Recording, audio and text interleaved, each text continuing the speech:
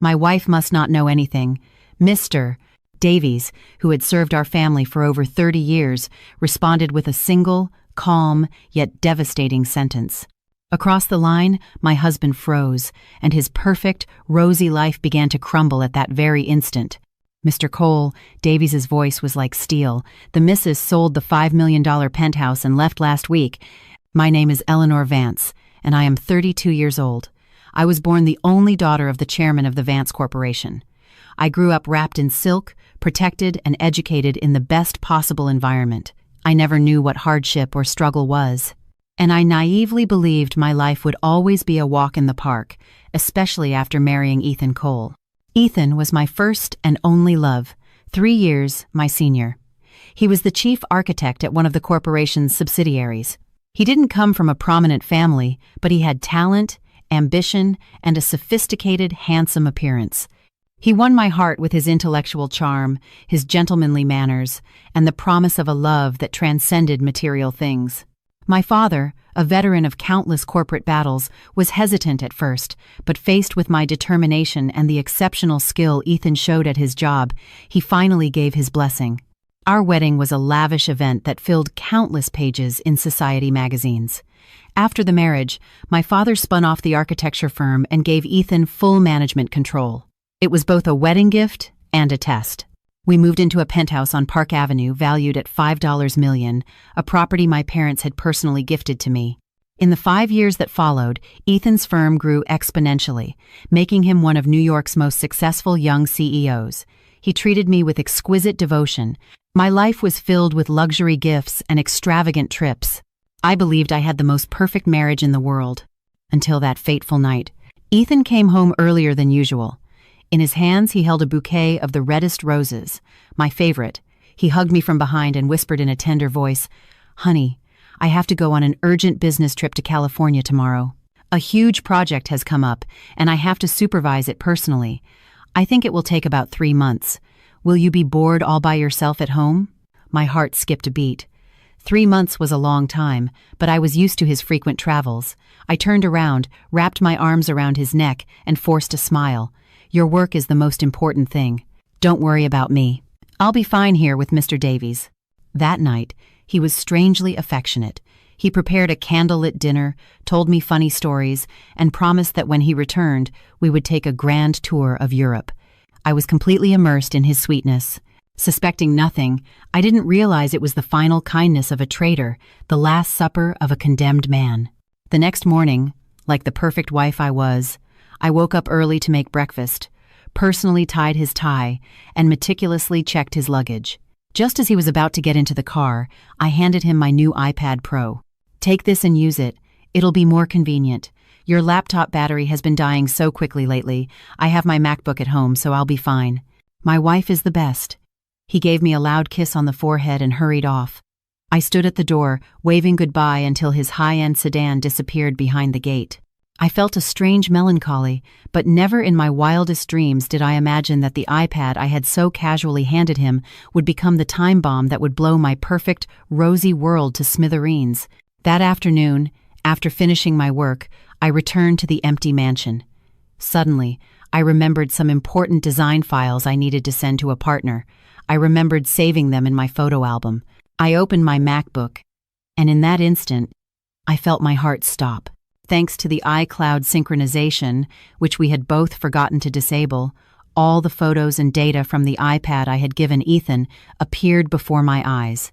And there, among work photos and architectural plans, was an unfamiliar photo folder, named with a care and tenderness that chilled me to the bone, "Our Little Angel." My hand moving the mouse stopped. A dreadful premonition ran through my entire body. I took a deep breath and clicked on the folder. Countless images appeared. They weren't mine, nor his. They were sonograms of a fetus at 12 weeks, 20 weeks, and the most recent, 28 weeks. Below each photo was a loving note written in handwriting I instantly recognized as Ethan's. "Daddy's boy. You have to be healthy. You kicked mommy today. I love you." And then I saw her.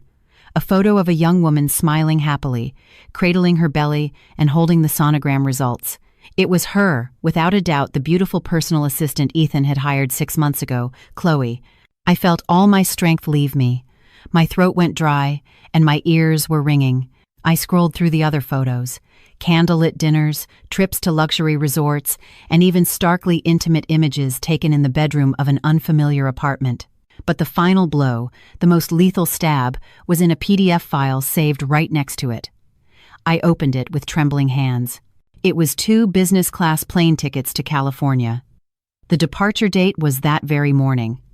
The length of stay, 3 months.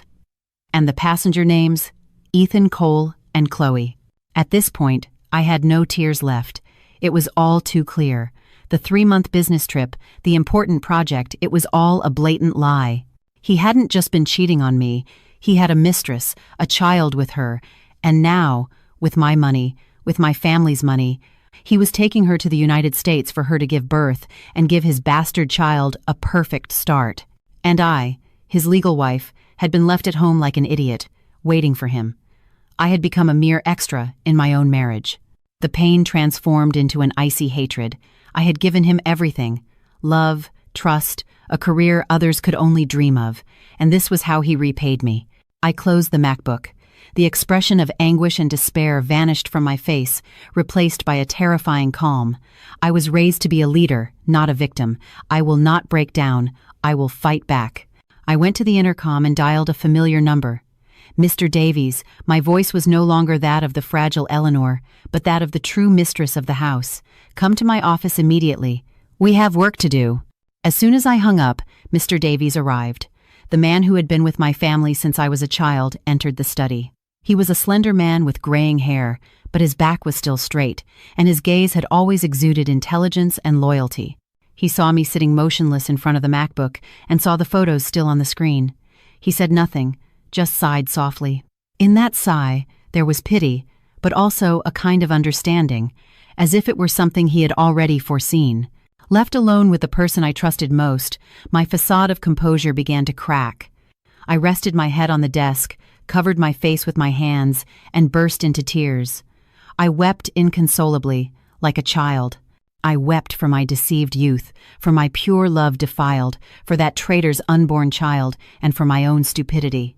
The earlier calm was just a mask. Beneath it, my heart was shattered. Mr. Davies stood silently, placing a warm hand on my shoulder. He didn't console me or offer advice. He knew what I needed at that moment was to vent completely, to purge all the rosy fantasies. When my tears dried up and only sobs remained, Mr. Davies offered me a damp towel and a glass of water. "Ma'am, are you feeling a little better?" I nodded, drying the last of my tears. "Thank you, Mr. Davies." Then his gaze turned extremely serious. "It's time to act. Mr. Cole has not only betrayed you emotionally, but he is also taking actions that are damaging your assets and those of the entire corporation." I lifted my head. Exhaustion instantly gave way to alertness. "What do you mean?" Mr. Davies took a small USB drive from his pocket and plugged it into my computer. He opened a file protected by several passwords. "Ma'am, for the past 6 months, I noticed strange behavior in Mr. Cole. Following the chairman's old instructions, I have always discreetly monitored the financial activities of the subsidiaries, including Mr. Cole's architecture firm." "And what did you discover?" My heart began to pound. "Mr. Cole has been using his position as CEO to sign contracts with several shell companies, which are actually his own front companies, and has diverted a considerable amount of money from the company. This money," he pointed to a figure on the screen, "has passed through several accounts before finally being transferred to an account in the United States." I saw the number. It amounted to almost $1 million. It was nearly half the company's capital. And what did he intend to do with that money? "Prepare a new life in the United States, ma'am," Davies replied in a cold voice, with his secretary and their child. "This 3-month trip is actually an escape. He had no intention of returning. He planned to take everything, leaving you with nothing but an empty company and debts." Another, deeper, crueler stab. He hadn't just betrayed me. He had orchestrated a fraud. He intended to embezzle the assets of the very company that had made his name, a company founded with my family's money. He wanted me to lose everything. Love and money. Boiling rage devoured the pain. "All right, Ethan Cole," I gritted my teeth. "You want to play dirty? Let's play. I lifted my head and looked directly into Mr. Davies's eyes. My gaze was no longer one of fragility and pain, but filled with the iron determination of someone cornered. "Mr. Davies," my voice was firm and authoritative. "The revenge plan officially begins now. I don't want a noisy fight. I don't want to stoop to his level. I will attack what he is most proud of, his career and his money." "What should I do, ma'am?"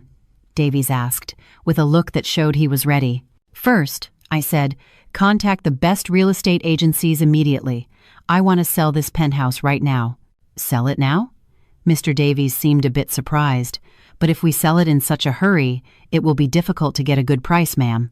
"I know," I interrupted him, "but I need the cash to avoid future legal disputes, and I want him to experience the feeling of having no home to return to. I don't mind losing a little. Say we'll sell it to whoever pays in cash within 48 hours. I want him to understand that when you anger a lioness, you can't escape even if you run to the ends of the earth." Mr. Davies bowed his head. "Understood, ma'am. I'll get right on it." When he left, I was alone in the spacious room. The tears had dried, and the pain had turned into strength. In this game, I would not only get back what I had lost, but I would make sure he paid a much, much higher price. My order was clear. As the man who had worked for decades for one of the most powerful families in the country, Mr. Davies acted immediately. In less than an hour, the news urgent owner direct sale, Park Avenue penthouse, reached the ears of the biggest real estate investors in New York City. This penthouse was no ordinary property. It was one of the landmark residences in the area, meticulously built by my father. Every detail, from the lobby's marble to the security system, was of the highest quality. Its market value far exceeded $5 million, and most importantly, the property was registered solely and exclusively in my name, Eleanor Vance.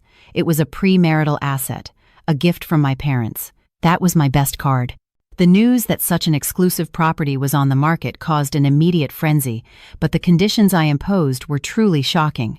I would sell it for $4.5 million, almost 10% below its market value, with the sole condition that the buyer pay the full amount in cash or by wire transfer within 48 hours. Mr. Davies's phone wouldn't stop ringing. Agents, real estate tycoons, everyone reacted with disbelief. "Mr. Davies, is this true? Why does Mrs. Cole want to sell so urgently? Is there a problem in the family? There must be some hidden reason. Who would put a mansion like that on sale at that price?" Following the script I had prepared, Mr. Davies invariably replied, "An urgent family matter has arisen. The Mrs. prefers not to give further details. Only those with serious buying intent and proven financial capacity may visit the property." No, looky-loos. That atmosphere of mystery and urgency made the offer even more attractive. That same afternoon, a procession of black luxury sedans stopped in front of my building. They came not only to see the penthouse but to find out what the hell was going on in the Vance family. I didn't show myself. I stayed in the second-floor office, watching everything through the security cameras, and delegated all management to Mr. Davies.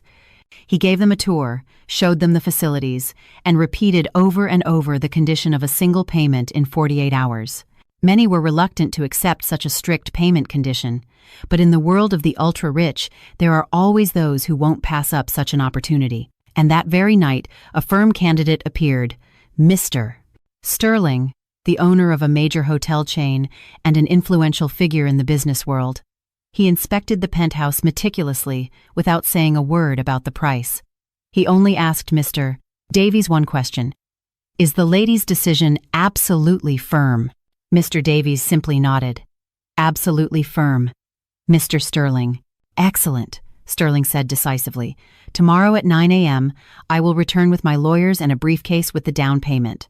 If all the documentation is in order, in 24 hours, the $4.5 million will be in the lady's account." Everything happened much faster than I expected. The historic deal was closed in less than 12 hours. The next morning, promptly at 9, Mr. Sterling and his team arrived. With the best lawyers from both sides present, all the paperwork was completed swiftly. I, dressed like the daughter of a declining noble family, only had to sit and sign.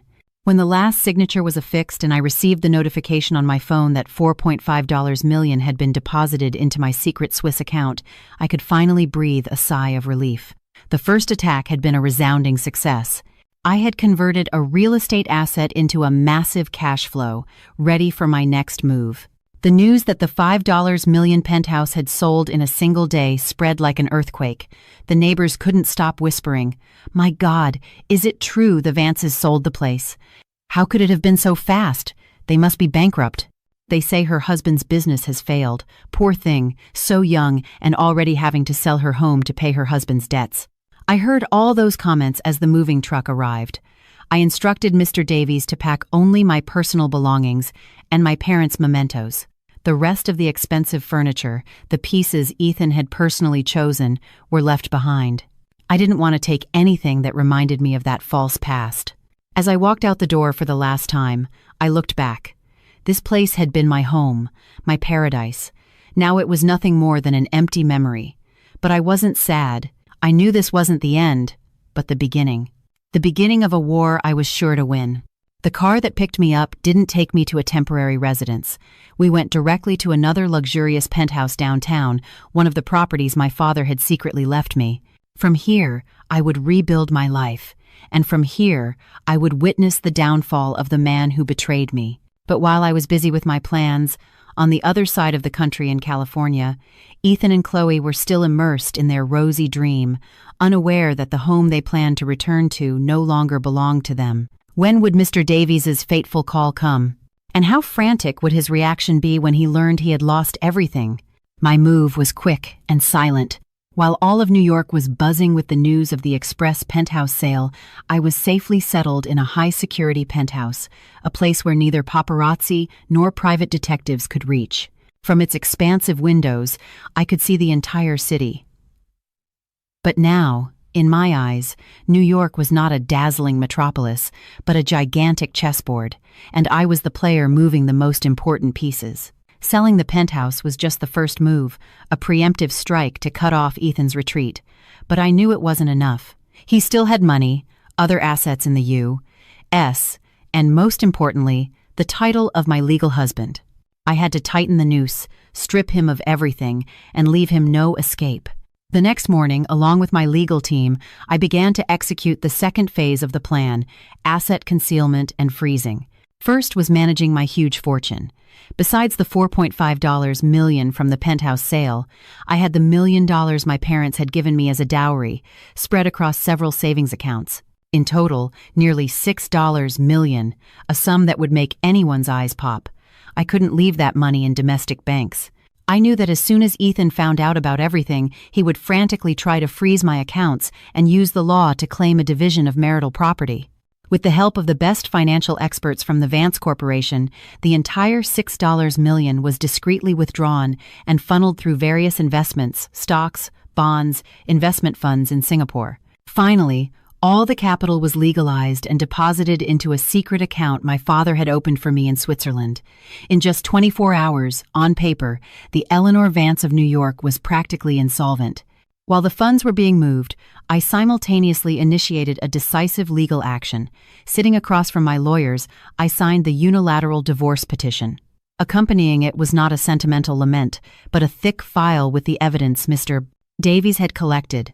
The photos of Ethan and Chloe at the airport, the bank statements proving the embezzlement of $1 million from the company, and even a recording of a call with his mistress in which he admitted to cheating on me. Seeing this evidence, my lawyer told me confidently, "With this, we will not only get the divorce quickly, but we can also ask the court for an emergency freezing order on all of Ethan Cole's assets in the United States to protect the estate." And that was exactly what I wanted. I didn't need a single cent of those assets. The Audi he drove, the apartment he had bought for his parents, his small stake in the architecture firm, all of that was pocket change compared to what he had taken from me. But I wanted to take it away. I wanted him to feel the powerlessness of seeing everything frozen, just as he had frozen my heart. The petition was filed in court, and in a single day, the emergency freezing order was issued. All bank accounts in Ethan Cole's name were blocked. Any transaction of purchase, sale, or transfer related to his assets was halted. The net was perfectly cast. He was left without a home to return to in New York, and in California, he couldn't spend a cent. He was completely isolated, with all his resources cut off, like a cornered beast. Everything was completed in just 3 days, enough time to change a person's destiny. I sat in the penthouse, watching the slow flow of the East River. I felt strangely calm. More than euphoria, I felt the exhaustion after an intense mental battle. Just then, Mr. Davies entered with a vibrating phone. "Ma'am, it's Mr. Cole." I looked at the screen.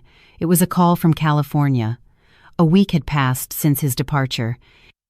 He was probably calling to check on the wife he thought was waiting for him at home and to give orders to Mr. Davies. I didn't answer. I handed the phone to Davies. "You answer," I said, "and say exactly what I told you." Mr. Davies nodded, pressed the call button, and put it on speaker.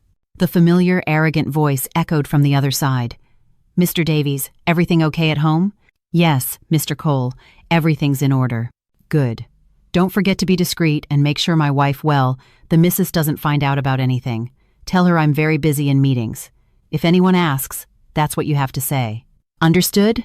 I sat in silence, listening to the same authoritative tone, the same lies, without a shred of remorse. He had no idea that in a few seconds his world would completely collapse. Ethan Cole's arrogant voice echoed through the speaker, breaking the silence of the penthouse. He was still enjoying his role as a powerful CEO, believing that everything back home was under his control, that his docile wife was patiently waiting for him. He didn't know that the person listening to his orders was not just the old house manager, but also the wife he had just mentioned. Mr. Davies maintained his usual composure. He looked at me as if asking for one last approval. I nodded slightly. The time had come. "Mr. Cole," Davies began, his voice no longer holding the submissiveness of an employee, but the steely clarity of someone communicating an irrefutable fact. "There's something you should know." "What is it?" Ethan's voice on the other end was still overbearing, slightly irritated by the interruption. "Did the missus go shopping again and spend a fortune?" Mr. Davies ignored his question. With the precision of a hammer striking Ethan's arrogance, he slowly pronounced, word for word, "It's not that, sir. The missus sold the $5 million penthouse and left last week." Silence. A suffocating silence took over the line for several seconds. I could imagine Ethan's face at that moment, confidence fading, replaced by absolute shock. What, Mr. Davies? What are you talking about?" he finally stammered, his voice broken, stripped of all arrogance. "Selling the house? Is this a joke? Why would she sell it? To whom? For how much?" A torrent of confused, urgent questions. He didn't ask why I had left or where I had gone. His first questions were still about the money. "Sir, I don't know the details," Davies replied, still in his serene tone. "I only know that the missus handled all the paperwork quickly. The penthouse has a new owner, and she has also moved." "Impossible! It's impossible!" Ethan was heard shouting on the other end, followed by the sound of something breaking. "That woman! How dare she do something like this behind my back? By what right does she sell that house? It's our house." "Sir," Davies retorted coldly, "that penthouse is legally registered under the exclusive name of Mrs. Eleanor Vance. It is a premarital asset. She has the full right to dispose of the property." Another silence. This time, you could hear Ethan's ragged breathing.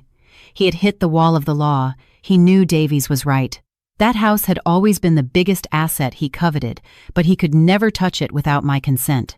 And where did that woman go? His voice was tinged with desperation. "I don't know, sir. The missus didn't leave a note. She only asked me to tell you, if you called, that the game is over." "Game?"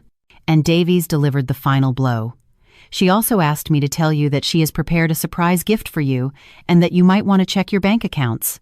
With that, and without giving Ethan time to react, Mr. Davies decisively hung up the phone. The penthouse fell silent. I sat there. I felt no euphoria, only a void. The curtain had fallen, but this was only the first act.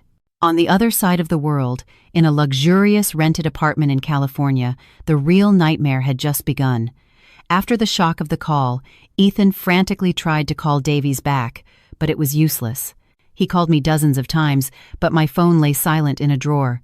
He called his parents in New York. "What? She sold the house?" his mother screamed into the phone. "Impossible! Did that girl really do something like that?" His father was calmer, but his voice betrayed deep concern. "Son, calm down. She's probably just angry. We'll go see what's happening." But when they arrived at the building, they only found a locked gate and unfamiliar security guards. "Sorry, this is private property. You can't enter." Real panic set in. Ethan started checking his accounts. He opened his banking app and froze. On all his accounts, checking, savings, investment, a message appeared in red letters: "Ace account, frozen by court order." He didn't have a single dollar. His only hope was his international credit cards. He rushed to check the limit. He still had it. He sighed in relief. At least he had money to maintain his luxurious life in California and take care of Chloe and their future child. He didn't know that was just a false calm, that an even bigger trap awaited him. The shock of his frozen assets in New York rattled Ethan, but he forced himself to maintain composure. He consoled himself that it was just a tantrum of mine, that a few sweet words upon his return would fix everything. Besides, he still had his international credit cards with high limits, enough to continue his life of luxury in California and keep his young, beautiful lover, Chloe, by his side. He had it all figured out. Chloe would give birth there, the child would get U.S. citizenship, and that would be his trump card to negotiate with me on his return. He still believed I loved him so much that I would take him back. He didn't tell Chloe the whole truth, only that there was a small problem with the company back in New York, and his accounts were temporarily frozen, but everything was under control. Chloe, who only knew pleasure, didn't care much. As long as Ethan could keep paying for her shopping sprees and luxury dinners, everything else was secondary. They continued their days of feasting, drinking, and shopping. Ethan spent money even more extravagantly, partly to flaunt his status and partly to hide the growing fear in his heart. And then came the second blow, the most lethal one, on American soil. On a sunny afternoon in Beverly Hills, after a routine checkup at a prestigious maternity clinic, Chloe begged Ethan to take her to Rodeo Drive, the paradise of ultra-luxury shopping. She had long coveted a limited edition pink crocodile skin Hermes Birkin bag. "Honey," she said, clinging to his arm coquettishly, "I'm going to give birth soon. Couldn't you buy it for me as a celebration gift? Besides, when our son is born, I'll need a lot of space to carry his things." The price of the bag, which amounted to tens of thousands of dollars, pained Ethan's soul. But to keep up appearances and please his beautiful companion, he nodded. "Whatever you want. I'll buy you anything." They entered the opulent Hermes boutique. Ethan pulled out his most powerful card, the one he had always been proud of, the American Express Centurion, the black card. With an air of confidence, he handed it to the clerk.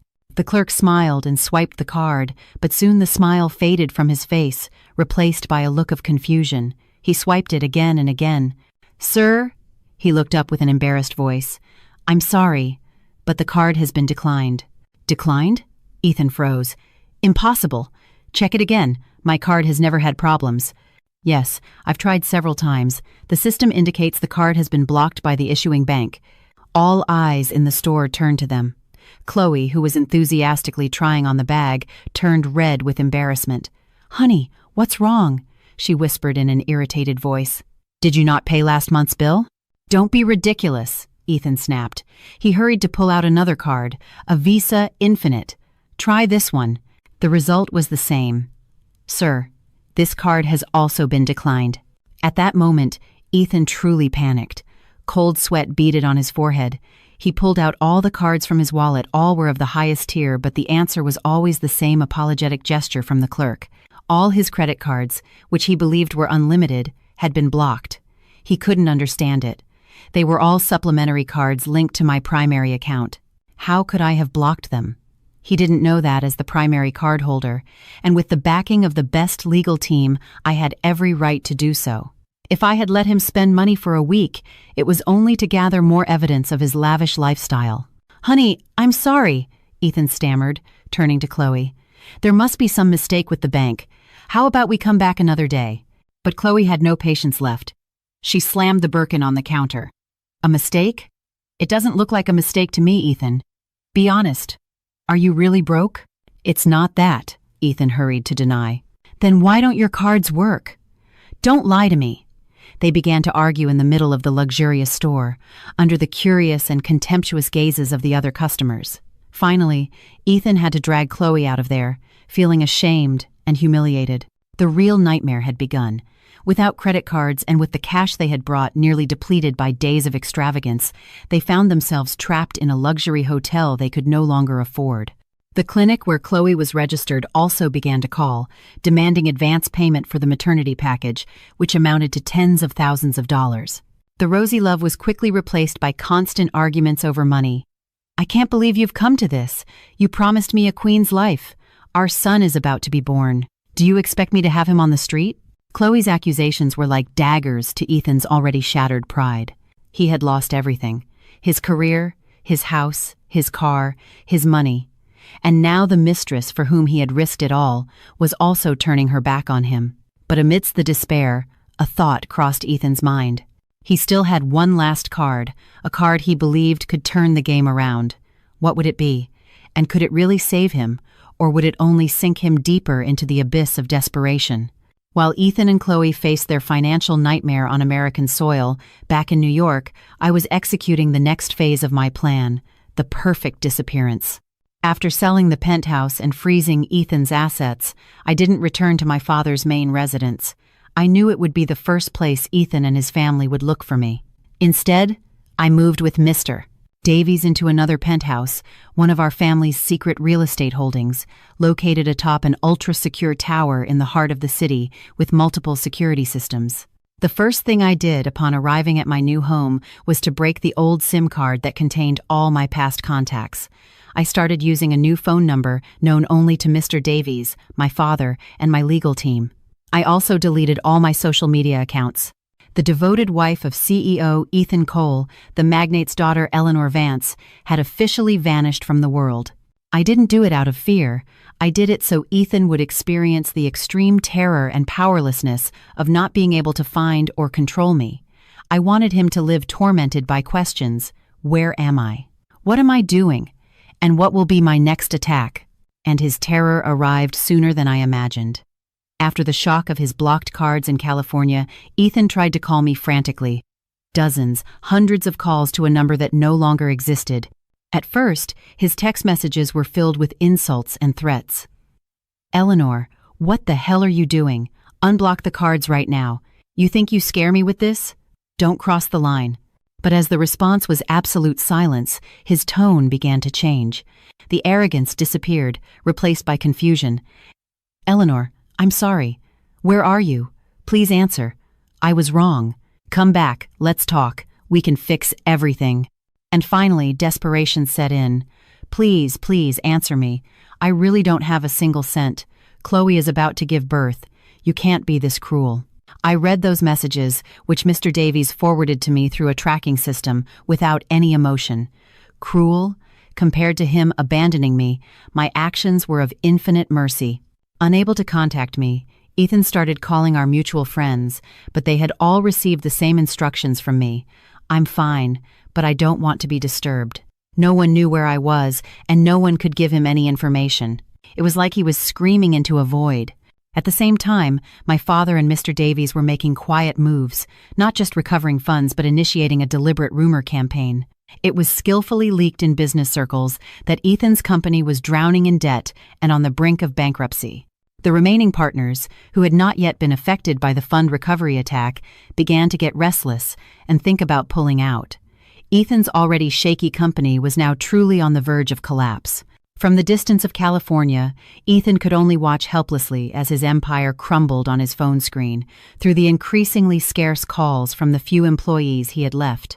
He wanted to return to New York to fix the problems, but without money or credit cards, he couldn't even afford an economy-class plane ticket. He was well and truly trapped in the luxurious snare he himself had laid. My disappearance, my silence, became the most terrible of psychological tortures. It forced him to confront his powerlessness, to feel abandonment, exactly the same feeling he had inflicted on me. From my luxurious penthouse, I stood by the window and looked out at the city. I knew that somewhere far away, a man was desperately looking for me, but he would never find the person I once was. The person he would have to face was a completely different Eleanor, the one who would decide his fate. My disappearance tormented Ethan Cole day and night like a ghost. He was trapped in California, penniless, powerless, abandoned to his helplessness and a growing fear. But the one who felt this collapse most viscerally was not Ethan, but Chloe. Why had she approached Ethan in the first place?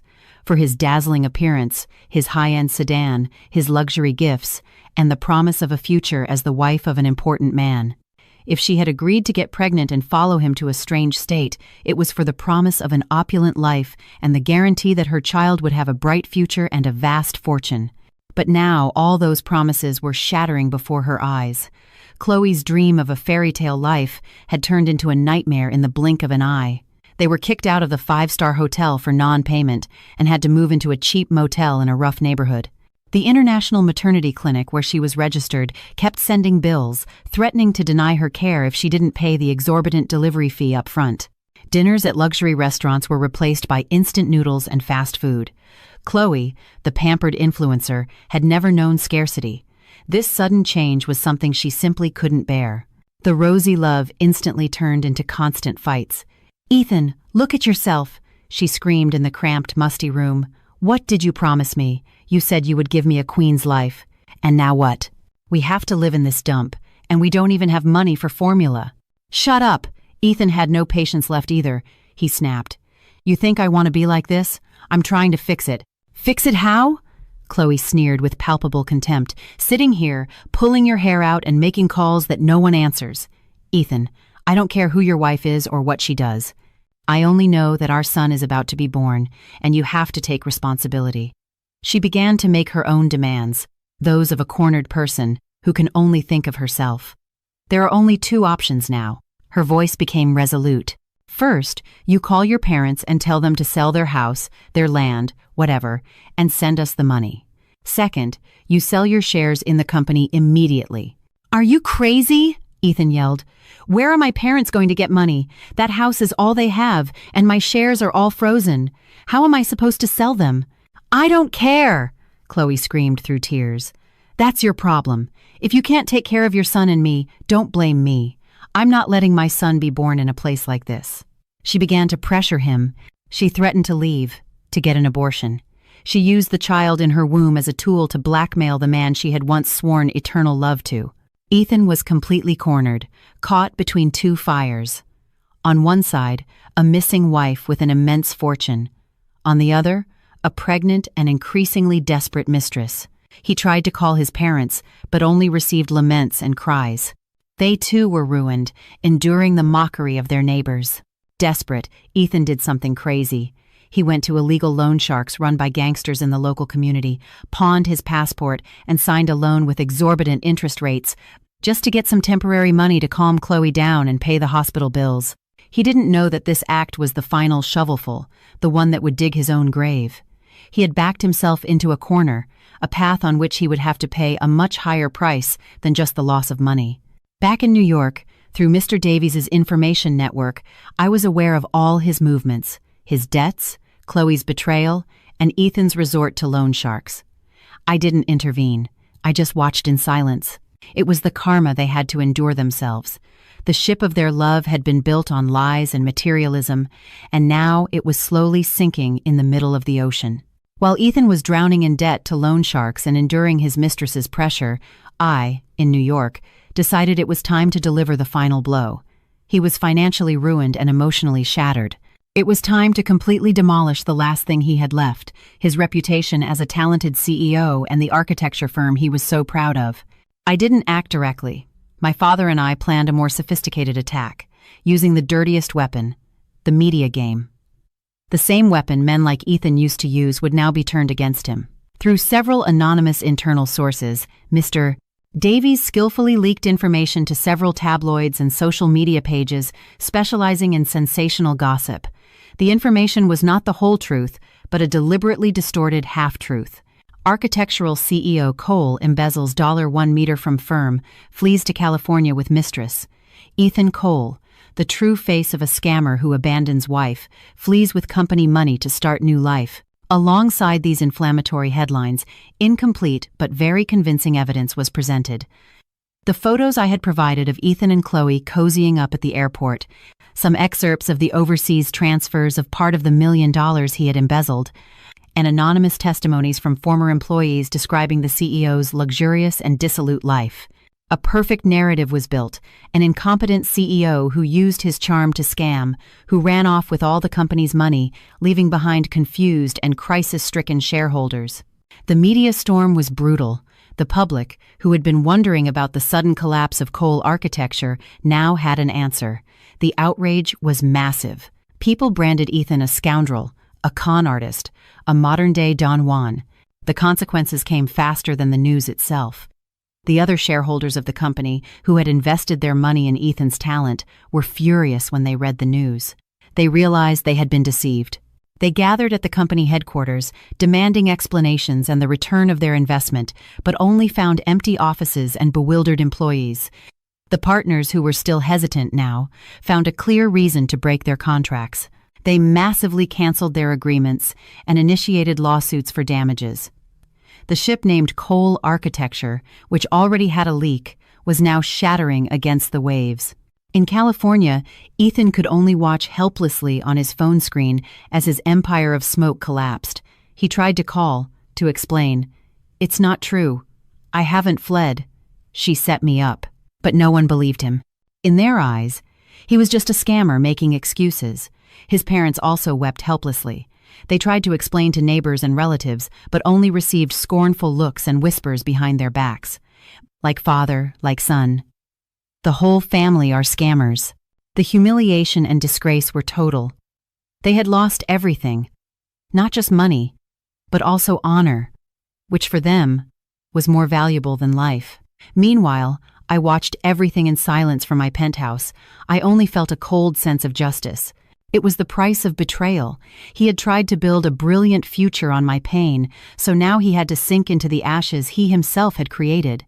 The media storm I unleashed swept away everything, leaving only the ashes of what was Cole Architecture and the honor of the Cole family. The acclaimed young CEO, Ethan Cole, was now a scammer reviled by the whole society. He was trapped in California, penniless, and with no way out. Life in the cheap motel became increasingly suffocating. The debts to the loan sharks grew like a snowball every day. Chloe, with her increasingly prominent belly, had no patience left. Their arguments were no longer about Hermes bags or Bentley cars, but about every meal, about every dollar spent. "Ethan, what are we going to do now?" Chloe screamed, pointing to the final notice from the hospital. "If we don't pay this week, they won't admit me. Do you expect me to give birth on the street?" "Chloe, stop yelling!" Ethan had lost his cool, too. He clutched his head. "I'm looking for a solution." But he had no solutions left. His friends had turned their backs on him. His partners had sued him. His family in New York was also in crisis. He was truly at a dead end. Finally, after several sleepless nights, faced with the stark reality that his American dream had completely crumbled, Ethan had to make the bitterest decision: to return. To return to New York to face the chaos he had created, and most importantly, to find me his last lifeline. But even returning was not easy. He had no money, and his passport was in the hands of the gangsters. He had to resort to the humiliating help of the authorities. After a complicated process and all sorts of demeaning calls for guarantees from his relatives in New York, he finally managed to get 2 economy-class tickets back. The 5+ hour flight from California to New York was probably the longest and heaviest of their lives. They didn't say a word to each other. Ethan was mired in anxiety and fear about what awaited him at home, while Chloe just stared silently out the window, though in her mind, she was undoubtedly already plotting her own escape. Her dream of becoming a lady of the house was over. The plane landed at JFK Airport on a hot afternoon. When Ethan and Chloe, looking tired and disheveled, exited into the arrivals terminal dragging their cheap suitcases, it was not their family who greeted them. "Mr. Cole, we've been looking all over for you. Where have you been?" A group of rough-looking men, led by a burly guy with his arms covered in tattoos, surrounded them like a pack of wolves. They were the creditors, the shareholders scammed by Ethan. People who, after seeing the news of his flight, had been camping out at the airport for days. Who are you?" Ethan turned pale and instinctively pushed Chloe behind him. "Who are we?" the burly man scoffed. "You're creditors, you bastard. Did you have a good time with your mistress spending our money, and now you're playing surprised?" "It's a misunderstanding," Ethan tried to explain. "What misunderstanding?" Another chimed in. It's all over the papers. Either you pay us today, or you're not leaving this airport. The group started pushing and shouting insults. Chloe, pregnant, screamed in fear, and the scene turned into chaos. Curious passengers gathered around to watch, pulling out their phones to take photos and videos. And, of course, the reporters I had previously tipped off were also there, recording every detail of this dramatic welcome. The image of the once glamorous CEO, surrounded, insulted, and assaulted by his creditors at the airport, instantly became another top news story. Finally, airport security intervened. Ethan and Chloe were taken to a room for questioning, but when they came out, he was completely broken. The humiliation and disgrace had reached their peak. He had returned not as a CEO, but as a criminal. The scandalous welcome at the airport was just the beginning of Ethan's days of humiliation. After being released by airport security, he and Chloe had nowhere to go. The luxurious apartment he had rented for Chloe had been repossessed by the landlord, and our penthouse had been sold. In the end, he had no choice but to take his pregnant mistress to his parents' old cramped house on the outskirts as a temporary refuge. The CEO and the influencer now found themselves crowded into a small space, having to face the recriminations of Ethan's mother, the terrifying silence of his father, and the contemptuous stares of the neighbors. The rosy life had completely collapsed, leaving only a raw and desolate reality. With nothing to lose and no other way out, they had only one last resort left, the vilest and most shameless: a performance. One morning, as I was having breakfast with my father in the quiet garden of our family home, the maid came running. "Chairman, Miss Eleanor, Mr. Cole's family is at the gate, and they're kneeling." My father and I exchanged a look. The show we had been expecting had finally begun. I got up. "Leave them kneeling. When I give the signal, open the gate." I went up to my room, put on a simple dress, and applied light makeup.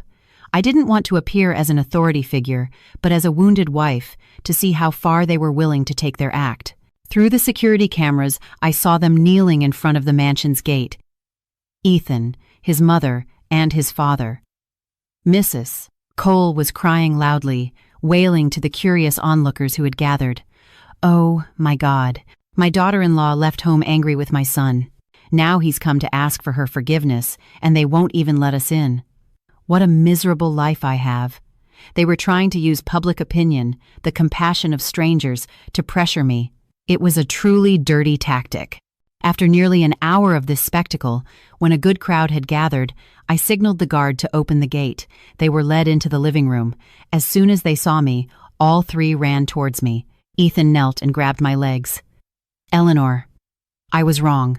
I'm so sorry. Please, forgive me.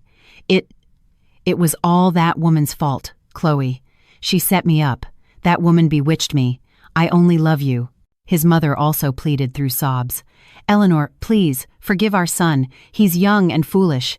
He was deceived. You are his wife. If you don't protect him, who will? Our family is ruined. Aren't you over your anger yet?" Their performance was truly convincing. The husband deceived by a cunning woman, the poor family destroyed by a third party. They were trying to turn me from the victim into a resentful, selfish, and unforgiving wife. I let them go on in silence, allowing them to play their parts. I looked at the man kneeling at my feet, the same one who had once cruelly left me. I looked at my mother-in-law, the one who had encouraged her son to abandon me. Their smiles, their words, how disgustingly false they were. When their tears dried and their lamentations ended, I spoke softly. My voice held no emotion. "Are you finished with your performance?" The three of them froze. "If you're finished," I said, "now it's my turn." I signaled to Mr. Davies. Mr. Davies, with a solemn expression, placed a tablet on the table and turned it on. What appeared on the screen was not a video, but countless audio files and photos. "A setup?" I laughed coldly. "Then let me show my in-laws who set the real trap." I played an audio file. Mrs. Cole's familiar voice echoed. The moment her husband had problems, she ran off with another man. Can you imagine? I played another file. This time, it was Ethan's voice, whispering to Chloe at the hotel. "As soon as that stupid wife signs the papers, everything will be ours." I scrolled through the photos, pictures of Ethan and Chloe cozying up in California, the statements of the secret transfers he had made to her, their text messages discussing how to get my money. "Look, mister, And Mrs. Cole, my voice became firm. Is this falling into a trap, or is it the meticulously planned fraud by your adorable son? The couple was petrified. Their faces were pale, drained of blood. They never imagined that all their actions and words were in my possession. Ethan was also in shock. He couldn't understand how I had gotten all of it. He only knew that his act of repentance had completely failed. And there's more. I delivered the final blow. I showed Ethan's bank statements, where large, unjustified withdrawals appeared. What was this money spent on, Mr. Cole? Should I say it? Or should we let the authorities investigate? I was referring to the $1 million he had embezzled from the company, a crime that could send him to prison. Absolute terror filled Ethan's eyes. He realized that I not only had proof of his infidelity, but held his social life in my hands. The tearful spectacle had turned into a tribunal. They had come here hoping to reverse the situation with their tears, but they were wrong. They had faced a completely different Eleanor, one who no longer believed in tears, but only in evidence. The confrontation at the family home ended with the crushing defeat of the Cole family. They left, drained of strength, not with the hope of forgiveness, but with a dreadful fear. They realized I was no longer the naive Eleanor of the past. In my hands, I had enough evidence to send Ethan to prison. The game was completely in my hands, but I didn't act immediately. I decided to give them a little more time. Time for fear to eat away at them. Time for their internal conflicts to erupt, and I knew that the weakest link, the first domino to fall, would be Chloe. Sure enough, a few days later, a new act began, even more thrilling than my in-laws' performance. Chloe, who had returned to New York with Ethan amidst humiliation, no longer received the same luxurious support. She was forced to live with him at his parents' house. She faced Mrs. Cole's recriminations, Mr. Cole's terrifying silence, and a bleak future.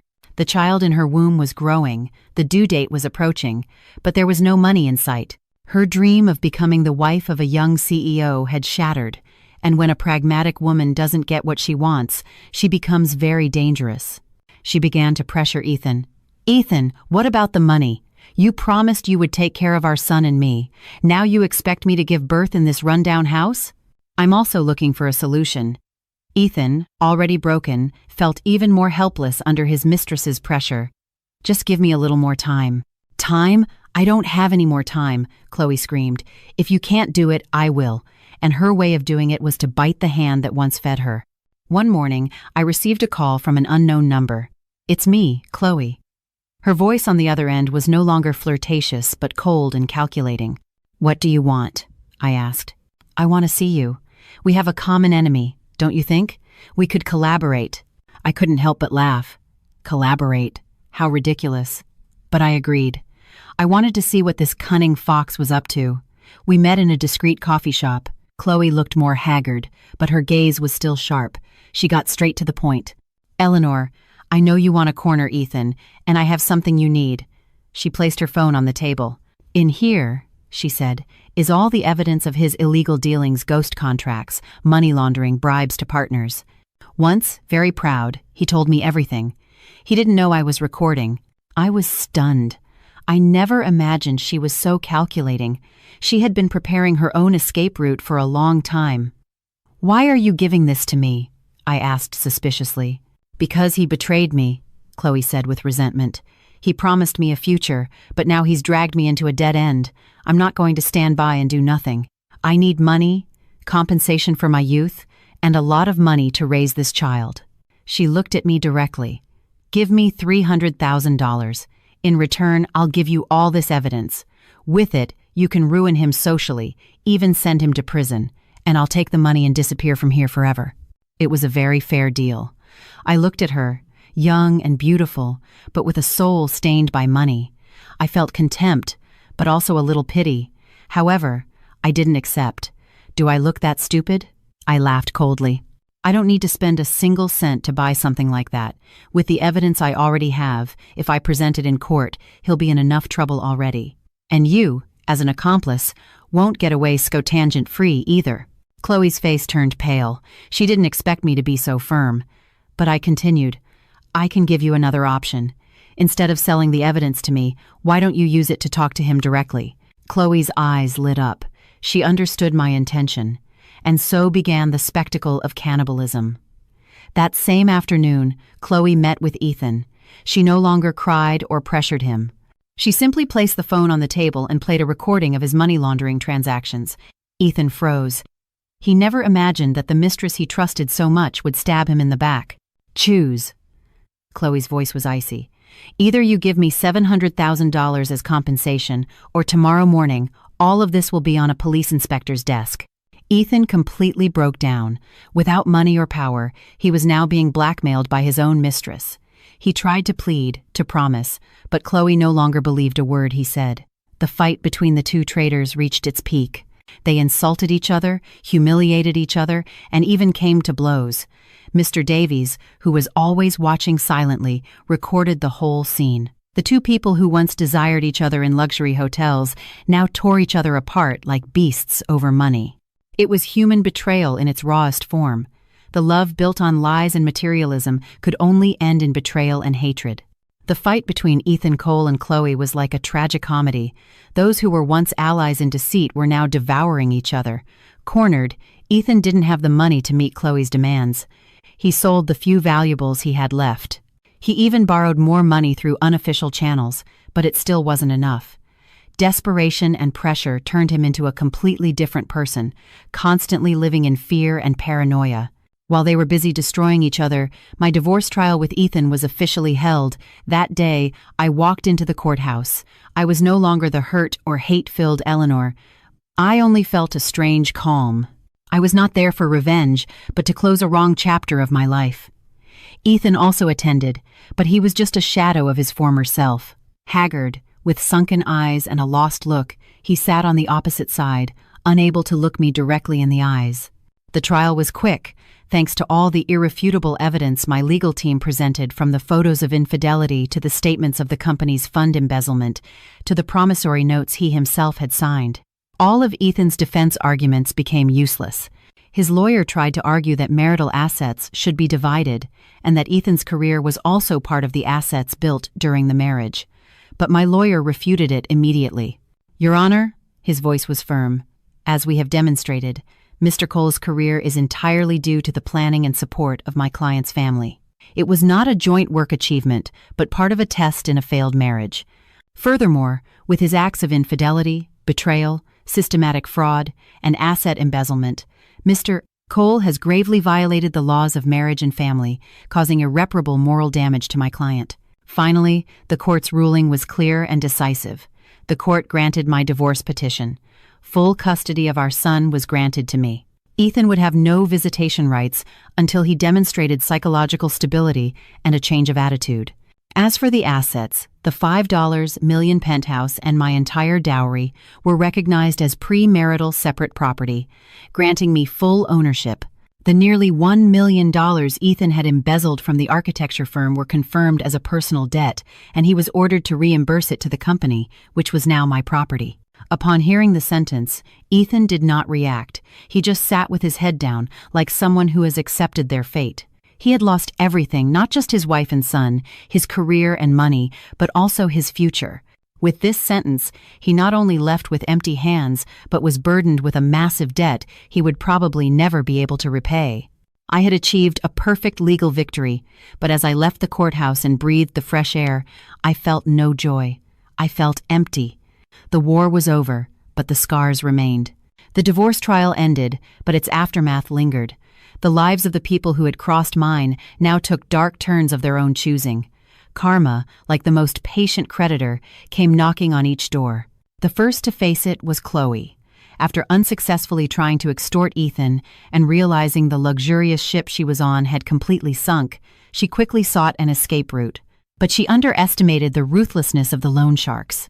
Unable to find Ethan, they started pursuing her, whom they considered his accomplice. The life of the adored influencer was over. Chloe had to live in hiding, constantly changing residences. Her ever-growing belly became an impossible burden to conceal, and she lived in a state of constant anxiety. Finally, penniless and with no one to turn to, she had to give birth alone in a public hospital. A baby boy was born, but instead of joy, the baby only brought Chloe more burden and despair. She had no money for formula, nor the ability to care for such a small life. And cornered, she did something that would haunt her for the rest of her life. One morning, Mr. Davies gave me some news.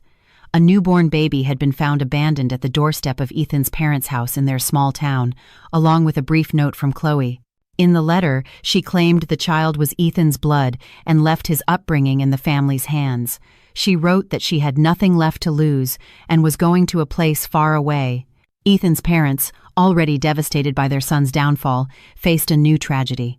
They didn't know what to do with the child. They had no money, no strength, and above all, they weren't sure the child was really their grandson. Doubt, guilt, and the burden completely exhausted them.